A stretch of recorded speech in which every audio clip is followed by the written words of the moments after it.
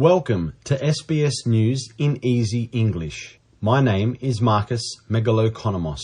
New South Wales has recorded 1,351 new locally acquired cases of COVID-19. There were also 12 deaths recorded, 10 in people who were not vaccinated. Health Minister Brad Hazzard announced the regional areas of Lismore and Albury will go into lockdown due to an increase in cases. That lockdown will occur as from 6 p.m. today. Health has made a decision that the period of lockdown initially will be 7 days. Now, the reason for that is to try and get a handle on what exactly is going on in the local areas. Victoria has recorded 514 new COVID-19 cases as the regional town of Ballarat joins Melbourne in lockdown. Health officials say 148 cases were linked to known outbreaks and the source of 366 are not yet known. It is the state's highest daily tally since August last year. Still in Victoria, and religious schools will be banned from sacking or refusing to hire staff based on their sexual orientation or gender identity under new reforms proposed by the state government. The reforms will close a gap in Victoria's current anti-discrimination laws and will be introduced to Parliament later this year. Australia, the United States and the United Kingdom have formed a new international alliance. The security group is called AUKUS. It was announced this morning by Prime Minister Scott Morrison, US President Joe Biden and British Prime Minister Boris Johnson. The alliance will reportedly access new technology to build a new fleet of nuclear-powered submarines.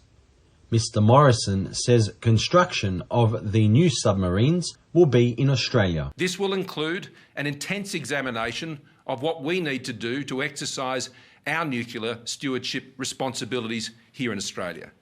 We intend to build these submarines in Adelaide, Australia, in close cooperation with the United Kingdom and the United States.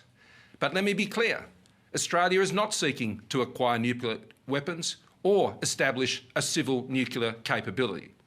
And we will continue to meet all our nuclear non-proliferation obligations. Mr. Biden says they also aim to improve peace and stability in the Indo-Pacific region. We need to be able to address both the current strategic environment in the region and how it may evolve.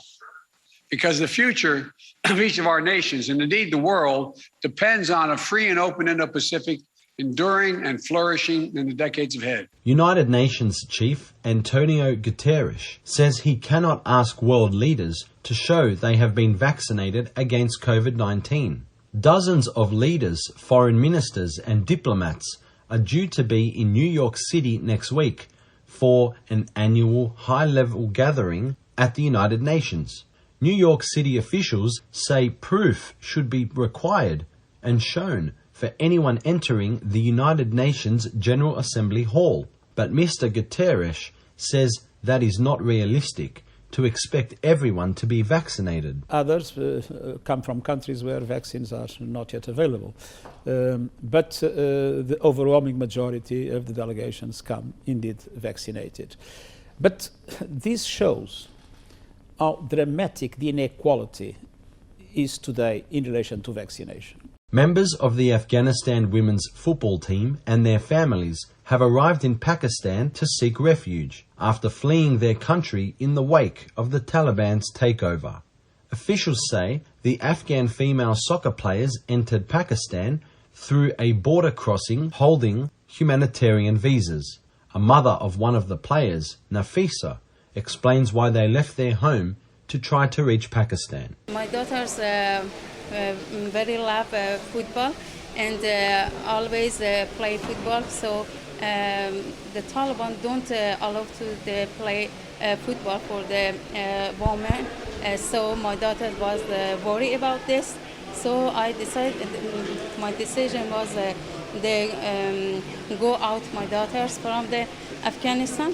And finally, the Women's Cricket Big Bash League will begin in Tasmania, with the state to host the first 20 matches of the season after COVID-19 border closures forced a shake-up of the original schedule. All 8 teams will travel to Tasmania for the first fortnight, with matches played across 3 venues. Players based in Melbourne, Sydney and Canberra will be required to complete a hard quarantine for a fortnight ahead of the opening matches. Thanks for joining us for SBS News in Easy English.